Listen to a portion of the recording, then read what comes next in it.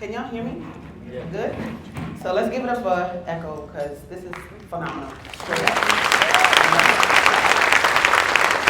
You should see the people on social media, because everybody who knows Asadah, this colorful girl, right? I made sure I put on every color for you today. I was bringing all the colors, right? You got it? You like it, right? So, in this little thing, I was like, this thing, right? So, everybody on social media, they see me dance, they see me do author, they see me do a lot, but I think they really get the full impact when they see something like this. When I start posting these images, and it's like, this is where I'm going, and I'm gonna speak to these people, it kind of, you can see the responses like, oh, and they're sending it around. So the message is getting out, the movement has begun, and I'm glad that we're a part of it. So, glad to be here for you this morning. All right, so, I'm Asadah. I'm so glad the hotel had these little pieces of paper because I sure used them. I need them. I'm so happy.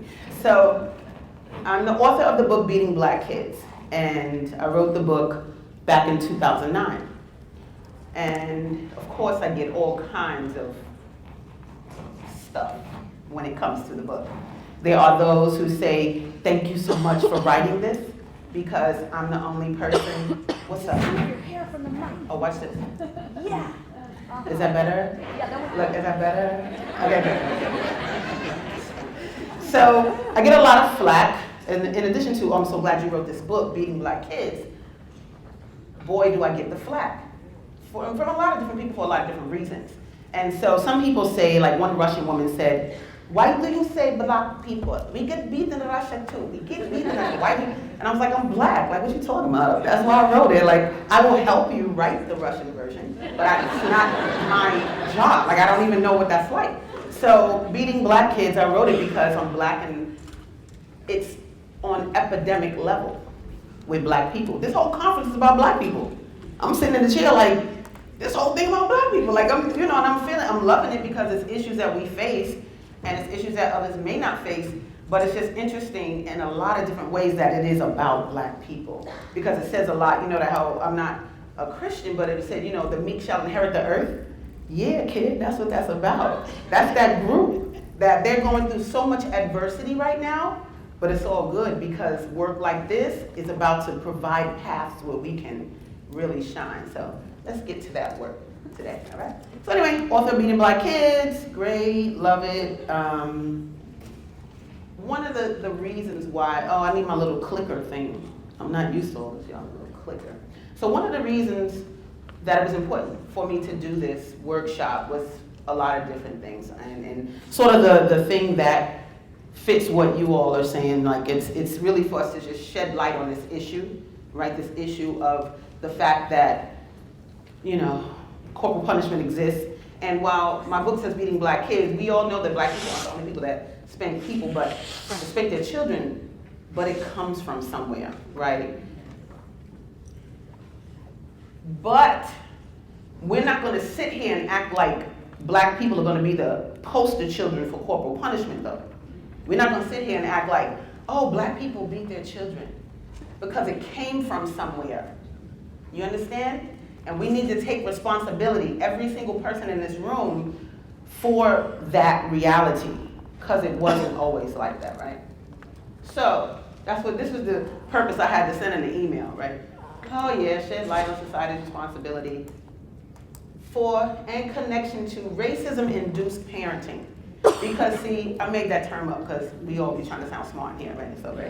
So I did, I just made it up. I was like, oh yeah, racism. So, but what's real about it is that our parenting as a race of people is impacted by racism.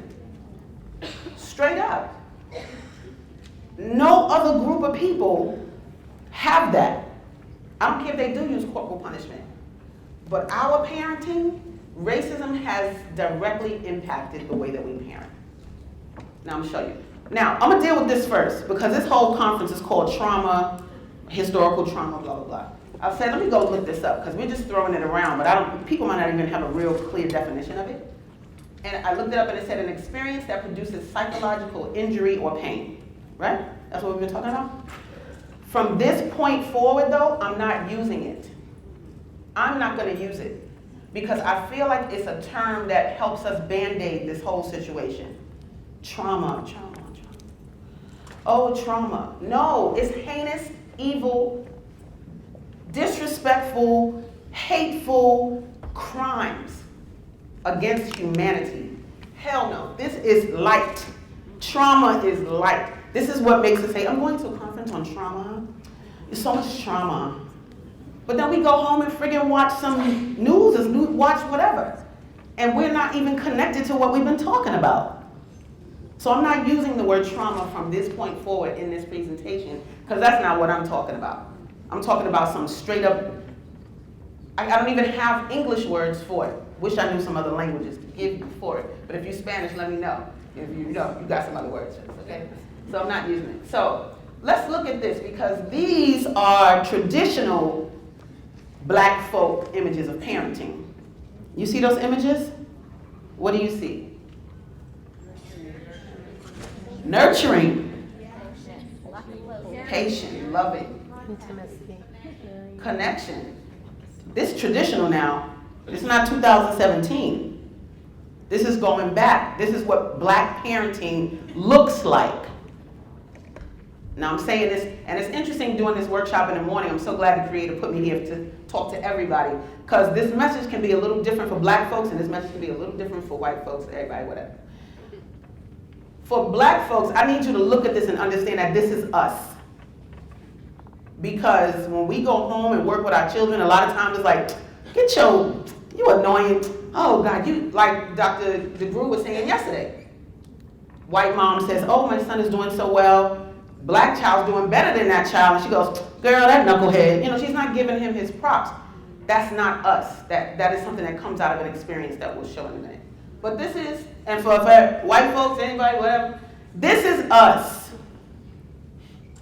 So even though we're in this conference and we're dealing with trauma, community, when you go home, you still have an image. If you were born in America, you still have an image of black people and black children that may need some work.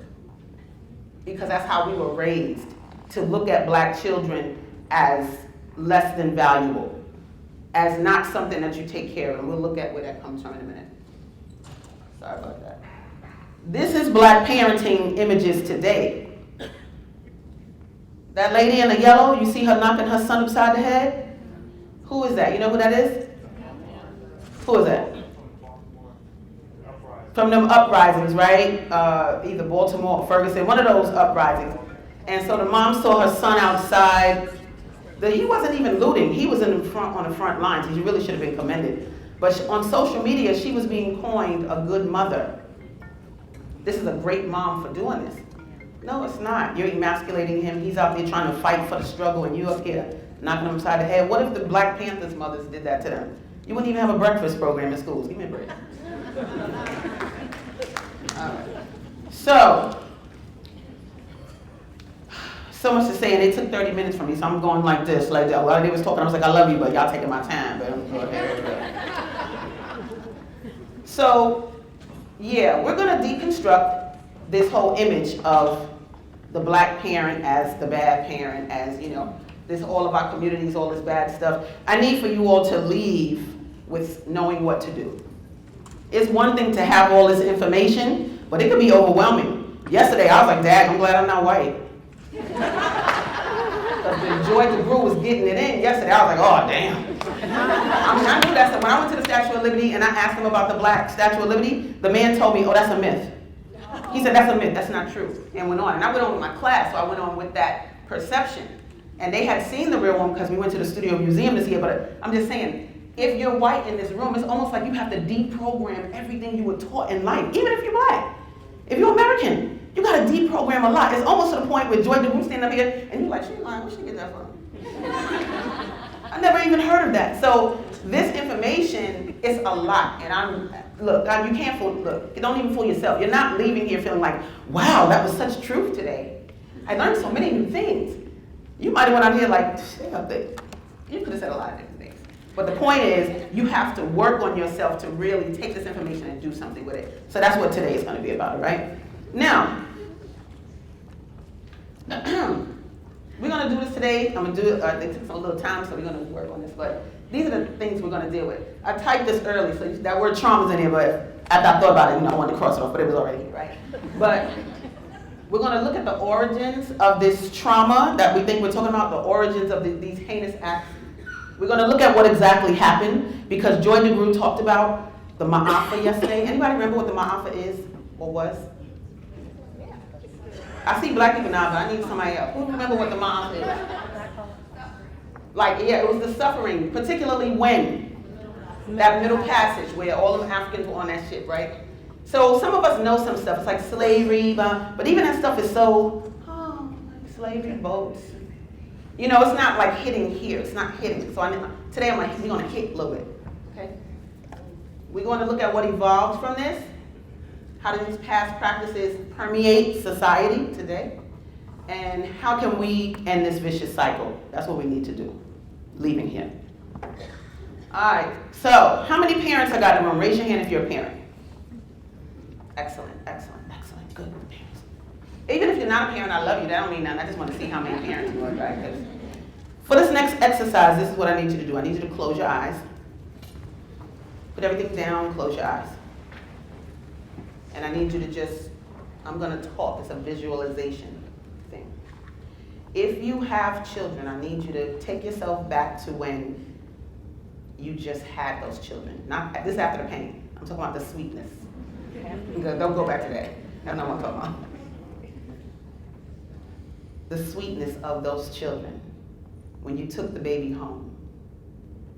And no matter what was happening, you had this new life with you. And if you don't have children, just think of the first time you held a child, the first time you held a baby, and how they smelled. And I want you to look at their fingers, you touch their fingers, and they're looking at you in their mouth, and you just can't believe it. And you have these young ones, and you're holding this baby tight.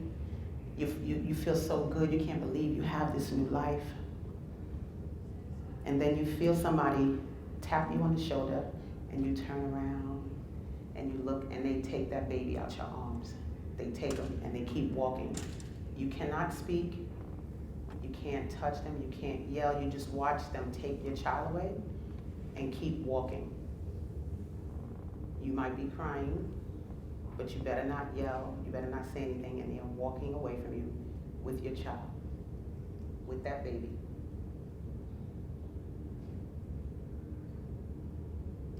Open your eyes.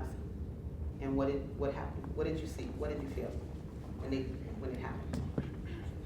What did you feel at first when you had the child? What did you feel when the person came and took the child? Helpless. Say it again? Helpless. You felt helpless? Okay. Anger. Anger? Who said that? Okay, anger. They came and took the child. Yes. Devastation. Devastation. I mean, rage. You're standing there with your child. Now, I was nice. I said they tapped you on your shoulder. You got that, right? I didn't want to give you this T word. But I said they tapped you on your shoulder, but then they took your child from you, and they just kept walking. You couldn't do anything. You couldn't take the baby away, and you never saw them again, right? Check this out, y'all. Wasn't no tapping on the shoulder, taking those babies away, right? But beyond that, I need to expose you all to something that really, when I learned it, it was a bit startling's not it. I don't even know what to say about it, but I'm going to show you one of the things that happened when they took these people's babies away. Because we know about how they separated families. Joy DeGruy talked about that yesterday, separating the family. Got that. But something changed between when you saw those statues of those mothers with those babies holding them, and then the second set of pictures with the mothers and fathers beating their children. Something happened in between that time that we need to look at. So we're going to look at a couple of things. One, we talked about yesterday, the dehumanizing of the black child, confusion caused by the slavery experience, and then violence as protection. Because that's what we get a lot of. Violence as protecting the child. What's wrong with you? If you want to keep somebody safe, you do not punch them in their face to keep them safe. They don't feel safe with you. Like, forget what was causing the harm. They don't feel safe with you. And so if you spank your children and you hit your children, or you know people who hit children, the children don't feel safe with you. They don't trust you. Raise your hand if I could come smack you right now out of love. Why are you not raising your hands? I want to smack the crap out of you out of love, because I love you. It's going to hurt you more than it hurts me, but I love you. Love does not feel like that.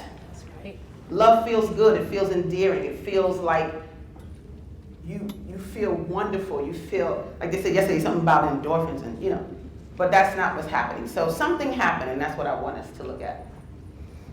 Now, tell me what this is. What is that? Alligator? Is that what that is? An alligator with a baby? Made out of what? What does this look like? Somebody made this.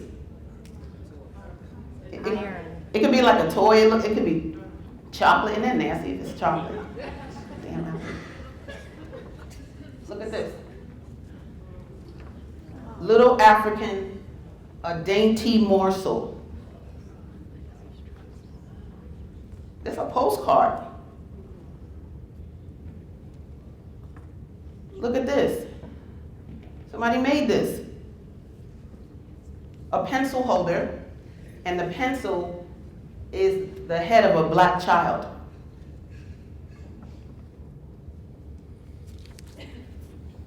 Here's an image. Here's the tapping shoulder image.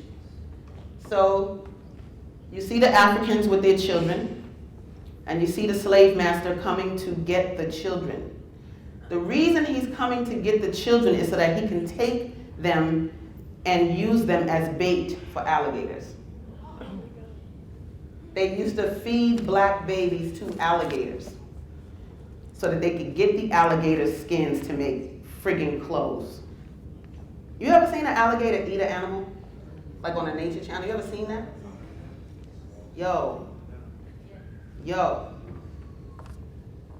They came to get your child to feed to a beast. That's what they're doing every day, coming. You know they're coming tomorrow. They got the babies for today. They're coming again tomorrow to get the next set of babies. Somebody made this. Black child, either coming in or going out of an alligator's mouth. Black children sitting on the marsh next to the alligators. They think this shit is a joke. Black boy says, and they made him look like a monkey, a darkie's prayer. If I gets in this gator's mouth, he'll just be fit for burying. That's why I praise he turns out to be a vegetarian. They think this is a joke. And if they're making postcards and all of this, y'all know this is not slavery, right? Y'all know this is not like when the ships came over. If they're making ceramic figures and postcards, this was fairly recent.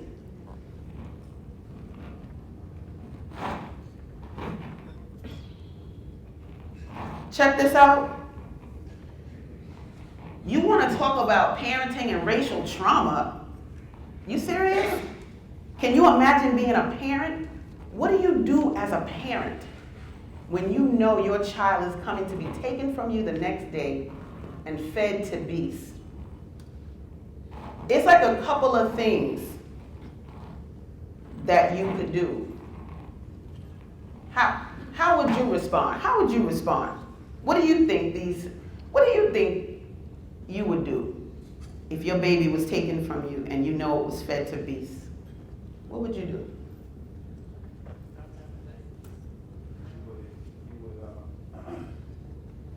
You would tell them to be quiet and hide, or to get back, but don't cause attention, or to threat by force. Don't snap the shit out of you. Right. So he said he would tell his children, hide. Don't be seen.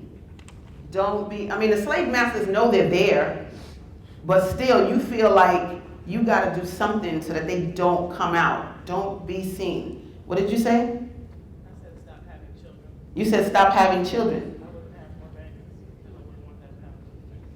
So here you are, you like, I don't even want to have a baby because I don't want this to occur. What kind of life is that? So another hand, yes. Some parents would inflict harm on their children and kill them at their own hands. That's where I'm going with it.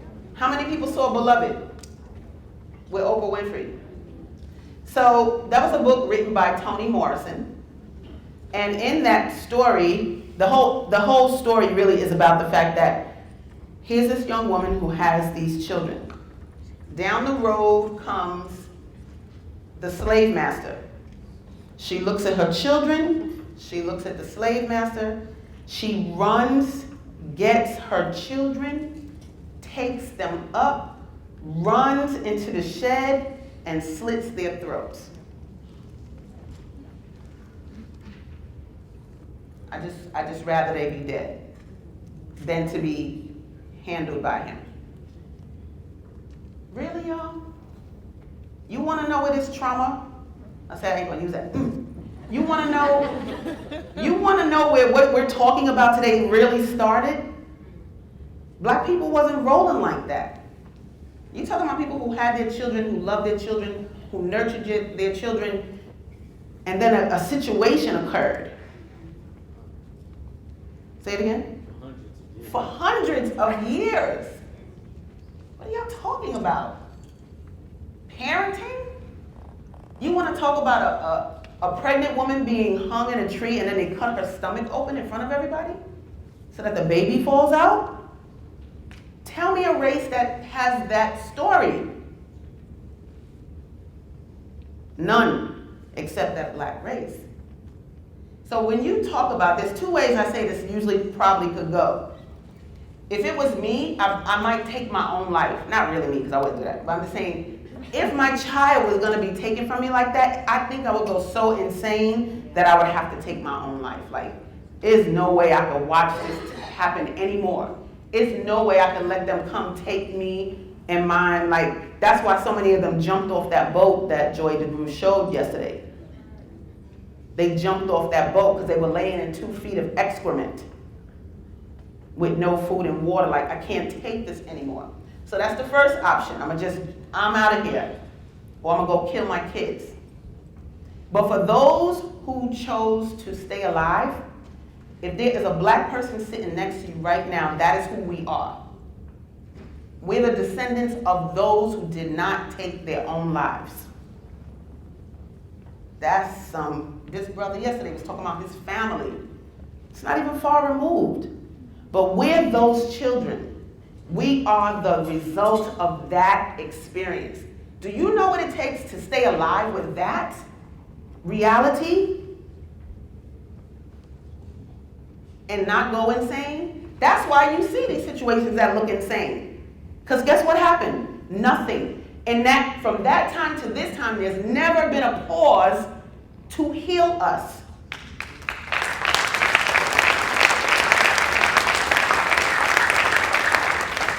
Never a pause, you guys.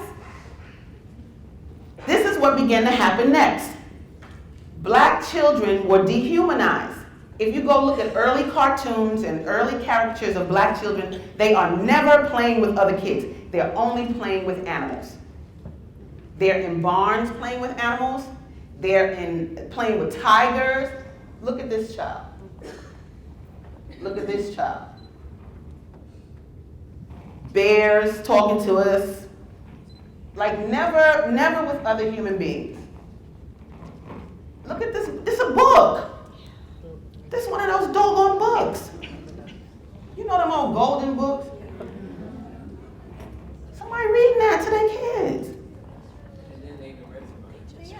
They named the restaurant after Sambo?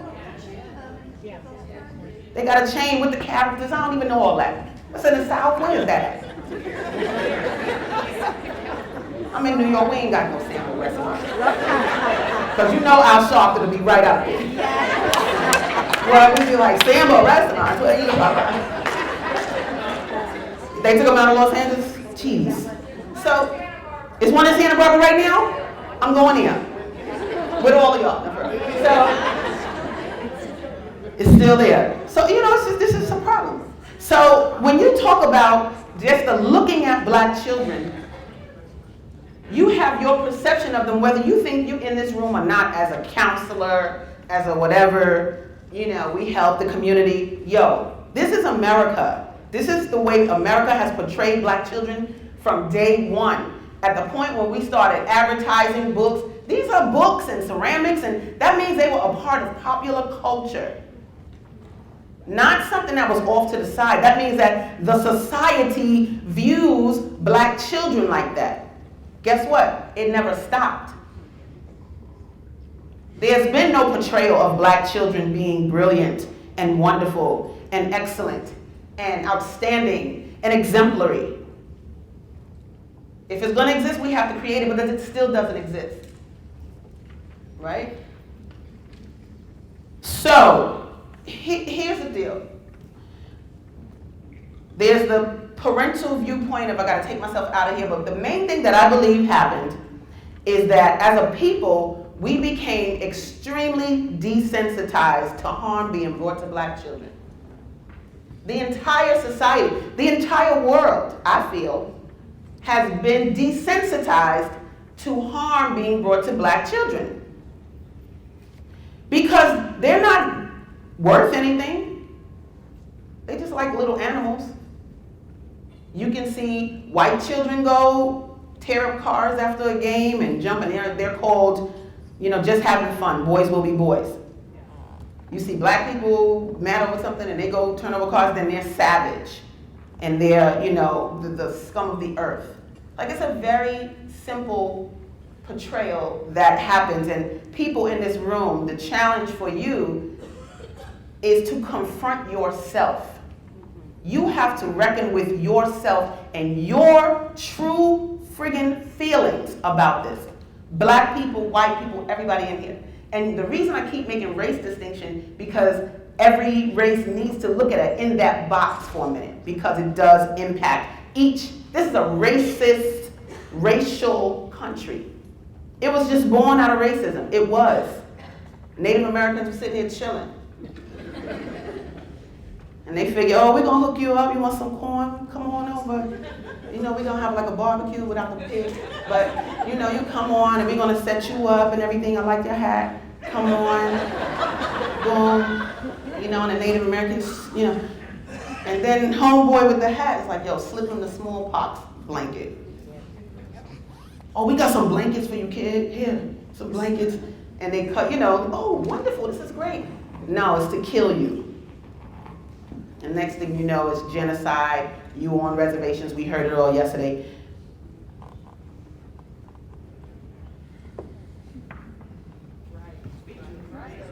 You gotta look at this from a racial thing. Don't sit here talking about all lives matter. We're not talking about that. We're talking about a very specific, just look at how to handle this in the context of your own race, because you just have to. Black people have to say, "Dog, do we love ourselves?" Like, damn, that's not really our kids. Let me go kiss my son. If you white, it's like, dag, he is smart. But I don't know what y'all say. I'm just making it up. I'm just making it up. But I'm saying, as a white person, though, you do have to go look at whatever that reality is. Because I've had white people tell me straight up, oh, my grandfather's a big racist. Oh, my grandfather, we were raised on black people are dumb, black people are this, or whatever. So if that's the reality, you didn't forget that. You think that's erased? No, it's not. You think you liberal? Great. Go handle that, because you didn't get it out your system yet, believe me. And these people that you are helping, this community that we're helping, you go to help without connecting with the daggone people. Like my girl said, where my girl, where you at? Where my girl? Kim Paul, where you at? Hey girl, like she said yesterday, sometimes they don't want your help. And the main reason they don't want your help is because you're not connecting with them. They don't even feel no sincerity coming from you. So don't come over here with your services.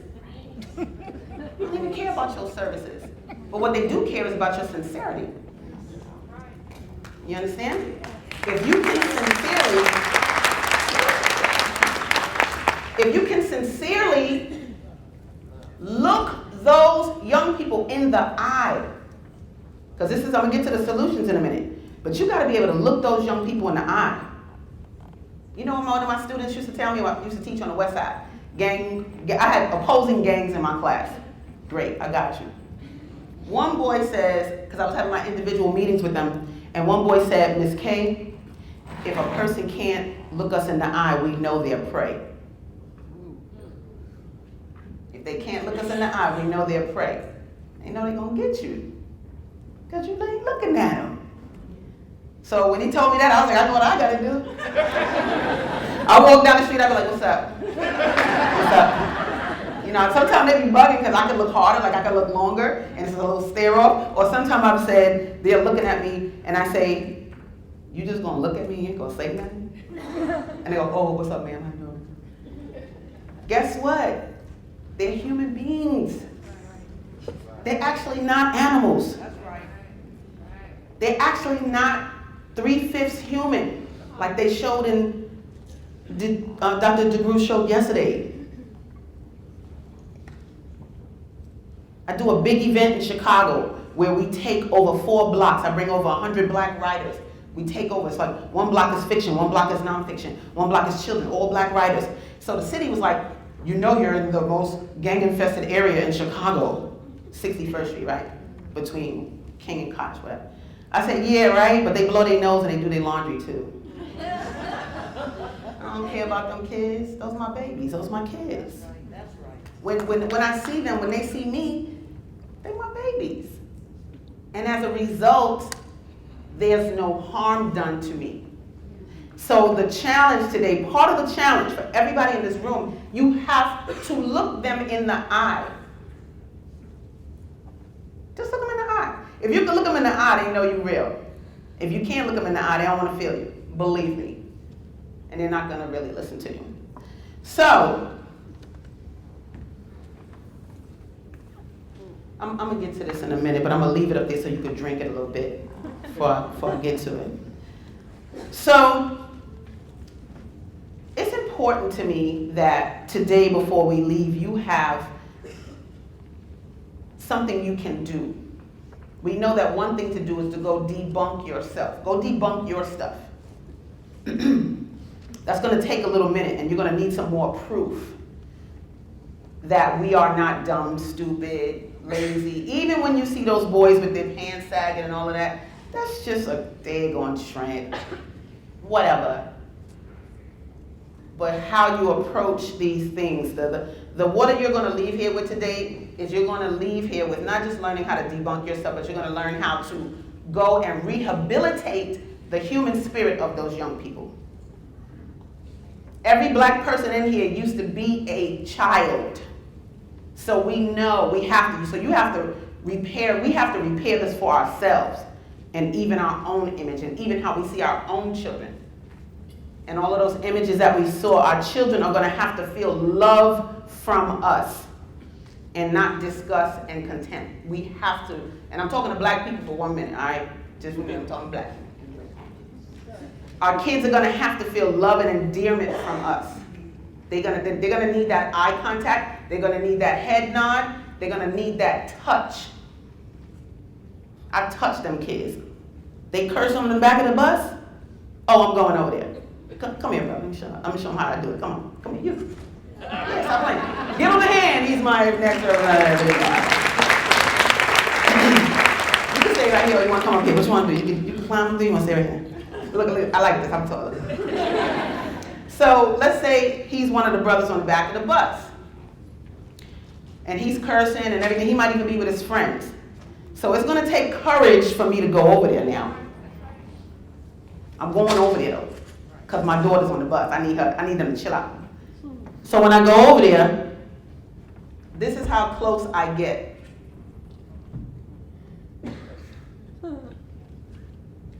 Now for real, without anything, what did he do when I touched him? He smiled. I did not tell him to smile. But my touch made him smile. I'm telling you. When you go touch them, sometimes that can happen. Other times, pull for me. They pull for me. And this is what I do. Stop pulling for me. Stop pulling for me. And so now their friends be like, yo, what she say, what she say? Here they come. Who that lady? Like, can y'all see that? Y'all saw her touch them? Y'all saw her touch them? Okay, good. And then I pulled him, right? So, but his friends now coming over. What she said? What she said? Now I go, I said, y'all gotta chill out with this cursing. But when I say it, you guys, it's to them and not to the bus. That's where people get it wrong. They want to correct the kids, but they want everybody to hear it. It's not for them. It's for the kids. All right, you can sit down, go ahead, because I want to touch you. Keep touching me. That was my excuse to keep touching me. So, that going and touching them and that courage to go in, it takes courage. Sometimes I'm too tired. Sometimes I'm not afraid, but I have to think how I'm going to do this. Because if they're under the influence, you have to make a decision. And sometimes I don't do it if I can tell that they've been drinking or doing, because that's going to skew how they respond to me. But 9 times out of 10, they're cool. But going in, if you're courageous enough and you can just touch their shoulder, they're going to chill out. Because they're going to see the courage in you to even come in their cipher, come in their circle, and say something. And then you say what you have to say.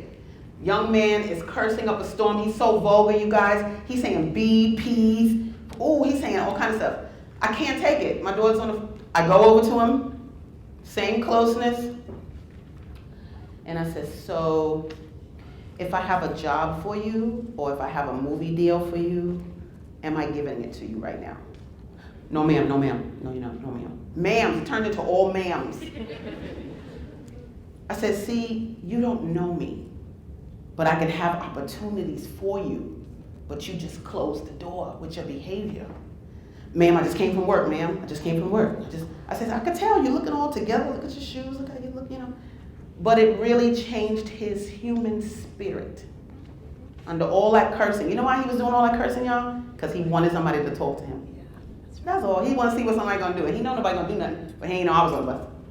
I don't care. I'm from New York. I don't care. So the real deal is young people feeling that you care for them.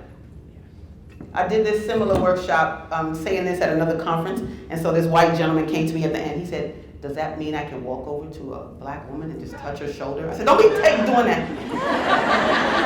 Don't be telling people I said you would do that. Try your luck, whatever you're talking about. But the point is, as a people, we embrace. You ever see Obama go to a black person? He go like that, boom, boom, shoulder, boom, shoulder, like it's a coming in. So that's what we do. So that's some of what you're gonna have to do. So now I'm finished talking to just the black people. Hey, everybody.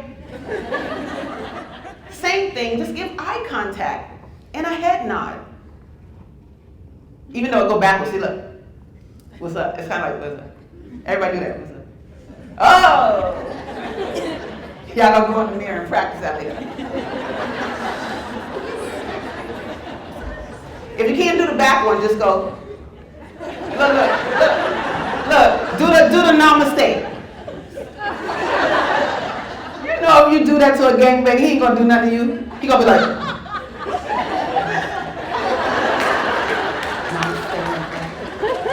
namaste. So y'all rock that a little bit. See how that works. Let me know how that works. It might work. Namaste. They human beings. They got spirits. Mother probably go to church and stuff. All right, so check this out. In this work, and dealing with corporal punishment, dealing with black folks and all of that, you're going to hear people say, I got beat, but I turned out fine. You can be not black and feel like, how many people got spanked that they feel like that, fine, it's more than black people, I know. But this is something that you hear black people say for real, because they don't want you confronting them about no spanking. They try to tell you it's cultural. You don't raise them, you ain't black. You don't know how we do our children? Well, I'm telling you today it's time to stop that. But usually when people say that they turned out fine, first of all, I say to them, is that what you're aiming for? Fine? That's so average. You aiming for that? Because I know my daughter's excellent and outstanding. She ain't turned out no fine. She is fine. But she's not turning out fine. Excellent. But the bigger thing that I say, and this is an acronym that I made up, is that turning out fine is failing indefinitely, never emerging. Because this is what that is creating a group of people that are not emerging. If we've been enslaved for 400 years, you mean to tell me we ain't got this shit right yet?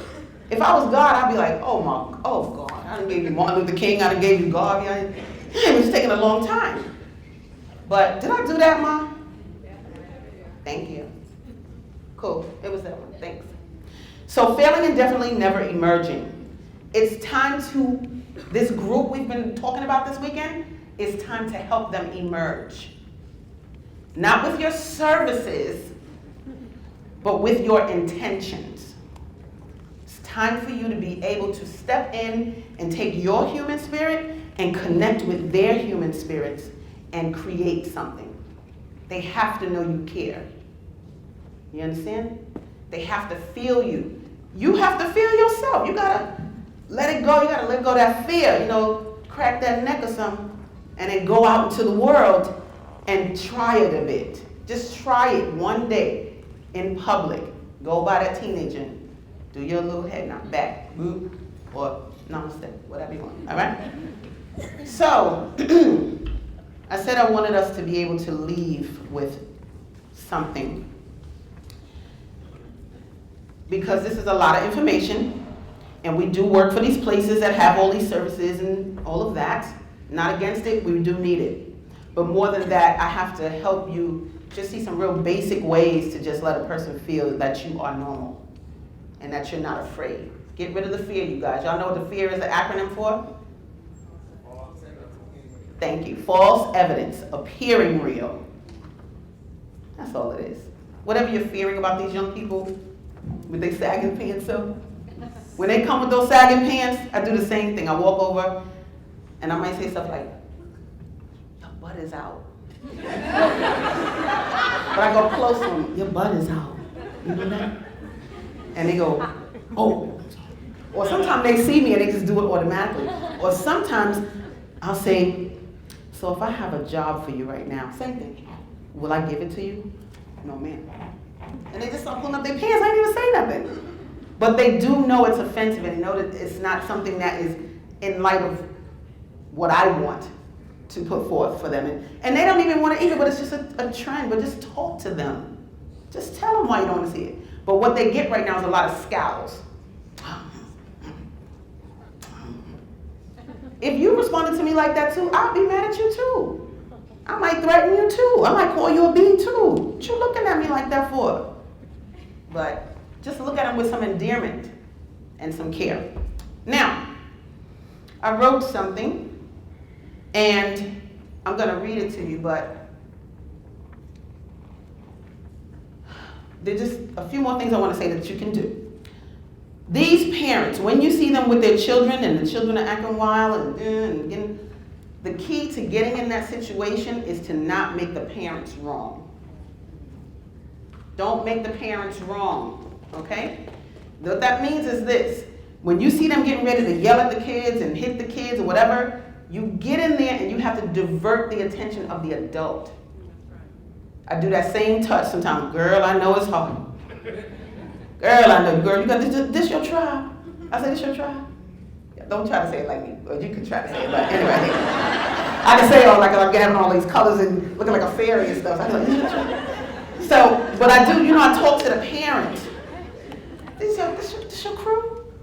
Be like 6 of them. Yeah, this is my crew. They just get on my nerves. Girl, I know. I said, I know it can be a lot. I said, I only got 1. You got like 6. By this time, what's happening is that she's no longer yelling at them. And now you're having a conversation as adults. But the thing I have over most of you is that I wrote a book about it, right? So I'll be like, I keep doing that. Dad, fix that for me. So anyway, I usually go, girl, I wrote a book about just this thing. It's us when we get frustrated, it's to help us not be frustrated. And I give them this card, right? And so they see that beating black kids and they go, oh, I was beat with all this. I was beat with this. I was beat with all this. I was beat with the shoe. So that's usually what they're doing. So they get in all they situated, their whole life now. And they get, now it's a counseling session. They go, oh, look. So Then the kid wants to read it. Always the kids want to read it because it looks like it's a children's book. So they go, Mommy, give me, Mommy. And she usually goes, come on, read, you know. And so I go, you want one of your own, baby? Let me give you one of your own. So it's just like this interaction now. Boom, boom, boom. And so what I usually say to them is, if I gave you my book, would you read it? Of course I would read it. And so I sign that book and I give it to them. On the streets of New York, streets of Chicago, no matter where I am, even in the airport coming here, I gave it to two mothers who had kids, all of delayed flights and the kids was running around. I was giving out that book. Because they just need it. I can't sit and trip on the fact that I need to pay rent and I need to sell it, but they need it so that the kids don't come up hurt. So I started posting these little episodes on social media and people started following them like, I love your train apps. I love your bus apps. I'm giving you $100 so you can go gift more. So I say, oh, I can gift 10 families now. And it's a thing now to where I give out this book. So you ain't got to do all that unless you want to. But the key is to know what's in it so you can use it. I actually put little keys next to every solution. Ways that they can think, things that they can do. I put keys in the book so that, you know, people can find it. So don't make the parent wrong. You want to identify with those kids, look them in the eye. And I need you to validate these young people. I need you to validate them. Who knows what validate even means? What does it mean? You're a good student. He keeps talking in class. He's going to get a gold star. The rest of y'all need to learn from him. Go ahead, I'm serious. Go ahead.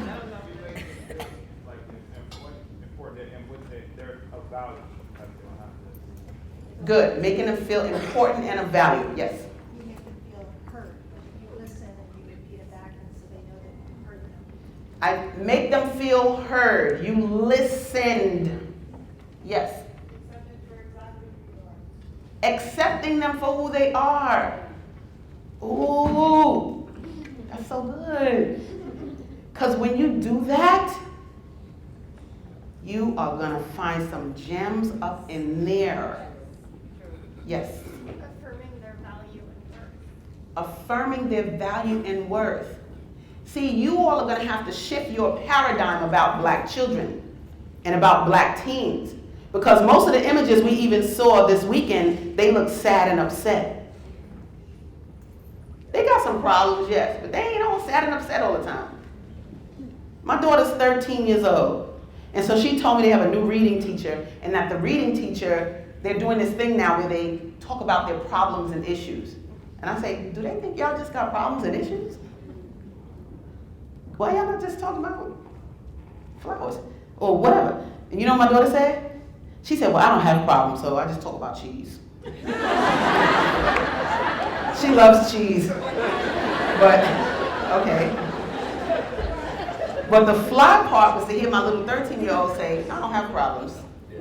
Yes, auntie. You understand? My 13-year-old don't have, to hear her say that, and I didn't have to coerce her and ask her, you don't have problems. Like she's just talking to me. And as a being, she feels like she does not have problems in 2017. Damn, that's dope.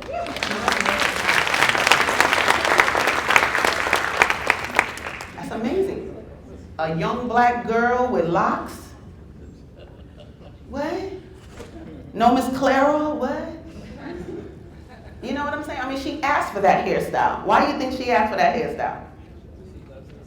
She loves herself, but why else? Say, come on, somebody say, me, that's right, me, right? I'll wait for it. Validation, okay. No, seriously though, she did look at her mother.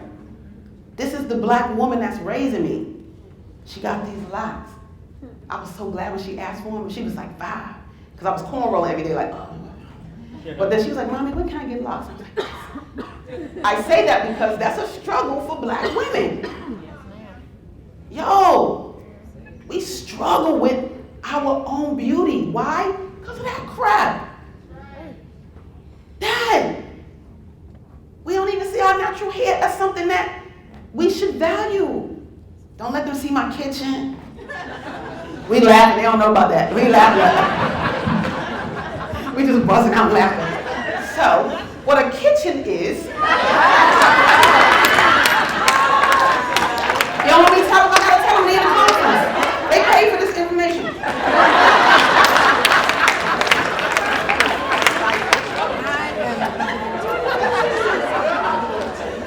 So if you got natural hair, you might not have a kitchen because it's just like one of the things. It's just a thing. You just sit in.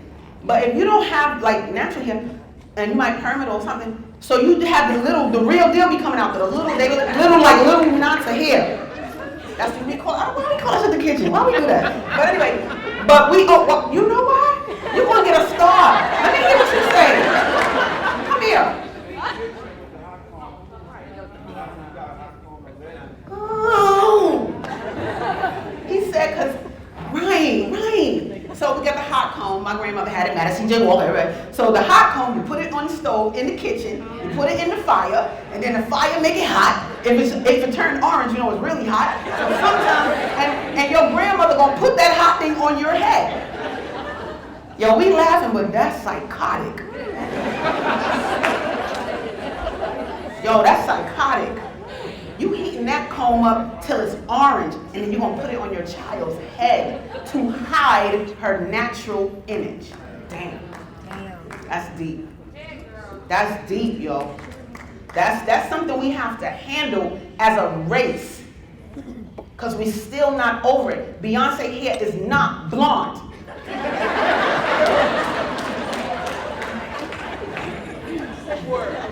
What? Say word. Who said that? Say word. You said that? Oh, that's my boy over there.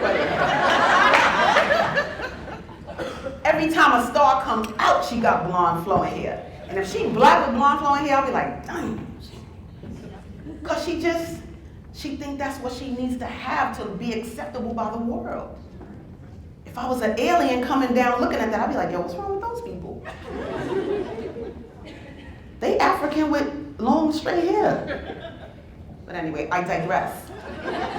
The point was my daughter, and the fact that my daughter as a being in this world has a confidence that will guide her path. I am not telling her every day, you be strong now. You go out in the world and show them. I don't do none of that.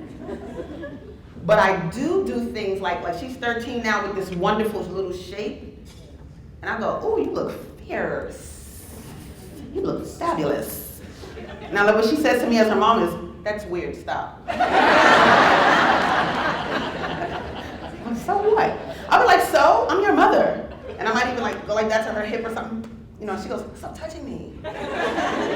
But because I am validating her image and her beauty, oh my God, this is what she does in the mirror all day. And not the pictures like the booty pictures, no, she don't do that.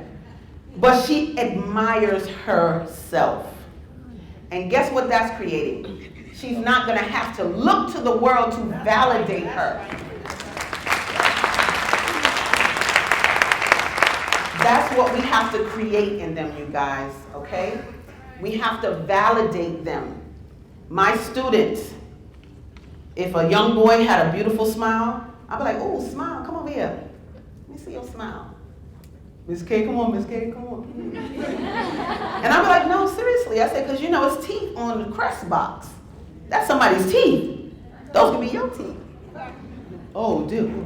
You know, you just kind of see a different, so you know you're going to smile every time you see me. Yeah. Right.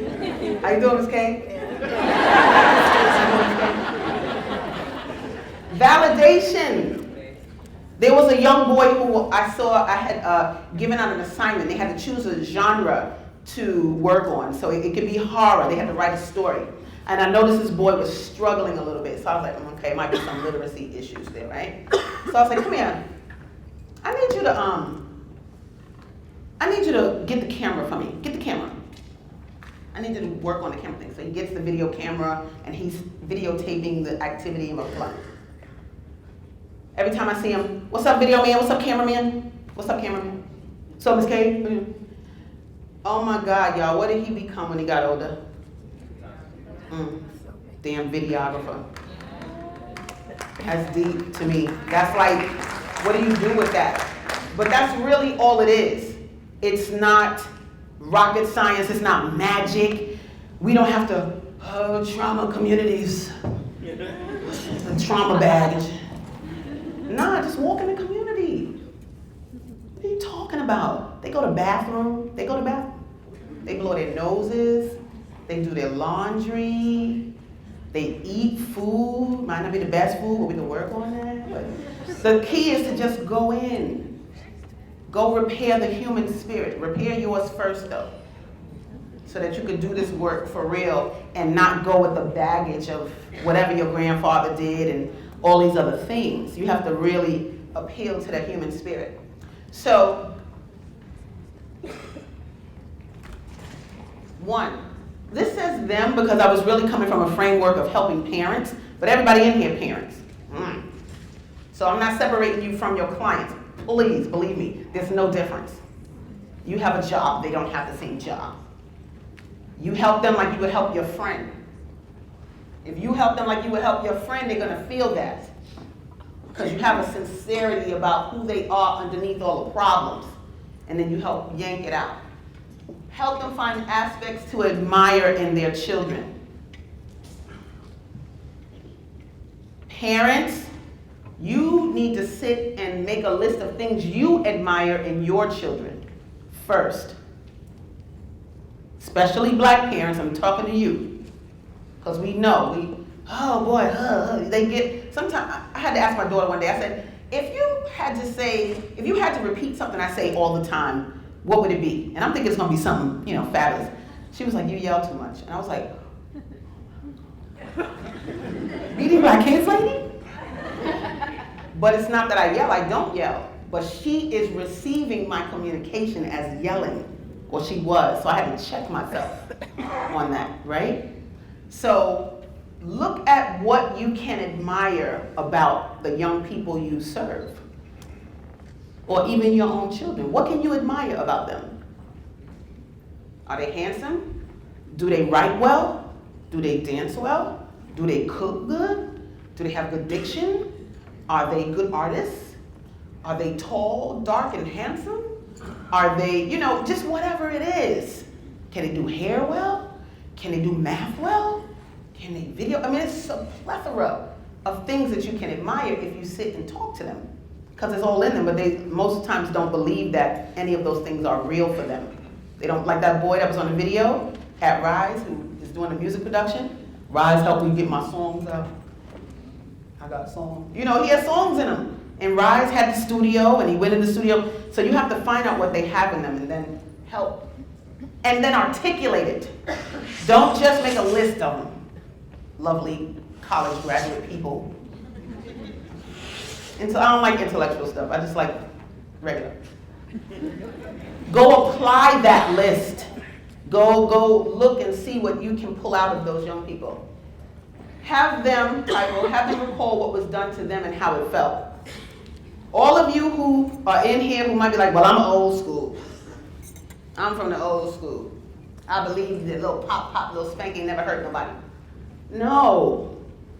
When you were young and you were getting it, you were not saying, oh yeah, this is great. This is helping me a lot. Yeah. Oh, this switch feels fabulous. Yeah. This is really making me think. No, you were thinking, I hate you. I can't stand you. Wait till you get older. Why are you doing this to me? You didn't even hear my side. Like, you're saying all these things when you were young about when it was being done to you. That's what you use. You don't go tell people, don't hit your kid, don't. Nobody wants to hear that. Like I said, don't make wrong, but just take them back a little bit. I had a grandmother that was so adamant with me. Yes, bang, yeah. But after that workshop, and we did this exercise where she had to look at her own life, she was crying. They didn't even listen to what I said. She like 70 something. Still in her. That nobody listened to her. Nobody heard her side. She didn't even do anything. So you have to take people back to what was going on in their life. Nothing, don't be all clinical, please. So what happened? That's this industry. So what happened? Tell me what happened. No, ain't nobody want to talk to you about that. It's a conversation where you talk a little bit about you, they're going to talk a little bit about them. When I was young, my mother didn't spank me a lot, but boy, when she did, she smacked me twice and something. Girl, please, my mother, like, it's a conversation, and then they disclose, and then you look, and you be like, whoa, I know I was feeling crazy. What about you? Oh, girl, I couldn't stand her back then. And it's a conversation, and then you get it out and say, well, I don't want my children feeling like that about me. And it's a conversation, and she goes, you know what? And then you have them think about it based on what happened to them, right? Work with them to develop legacies for their families. This came up yesterday, legacies. Somebody tell me what legacy means. Not the star student, somebody. What does legacy mean? Somebody. What's left after you're gone? Okay, what's left after you're gone? Somebody else? Anybody else? See, this concept of legacy so you saw somebody? Go ahead, you might help. Way back there? A new pattern of living? Wouldn't that be fabulous? Sometimes I wish I was Paris Hilton. I'd be like, she got the hookup. The legacy he left her was a whole bunch of hotels. Come on. Yes. I feel like it's the vibration that you sending into the world. Just keep going even after you pass away. Even after you pass away, your vibration, what did you leave? What did you leave? What are people experiencing, right? This concept propels parents into the future and off of their everyday problems. Right? So what would you suggest for that? And then I'll sit down and take your response, but then I just had a comment to piggyback on affirming our children.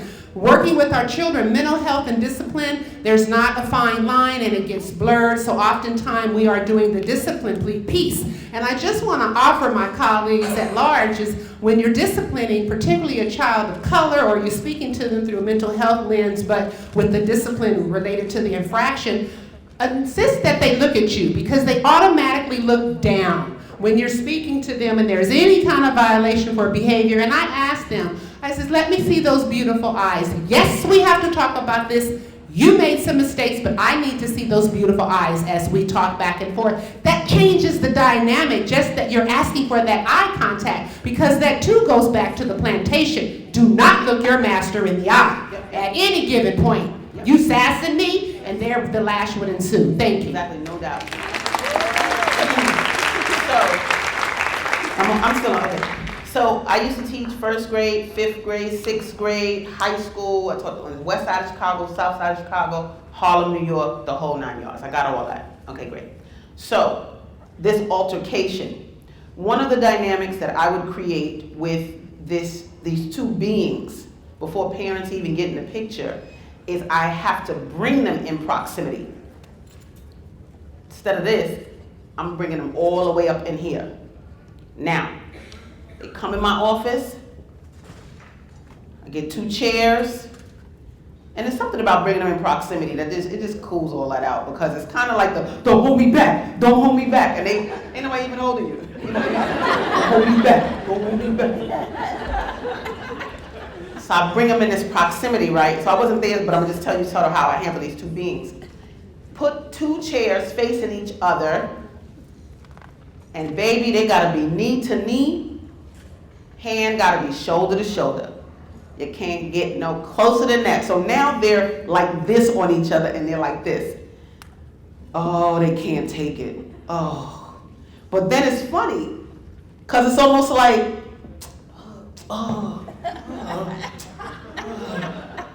Miss K. And I'm like, look him in the eye. Look him in the eye.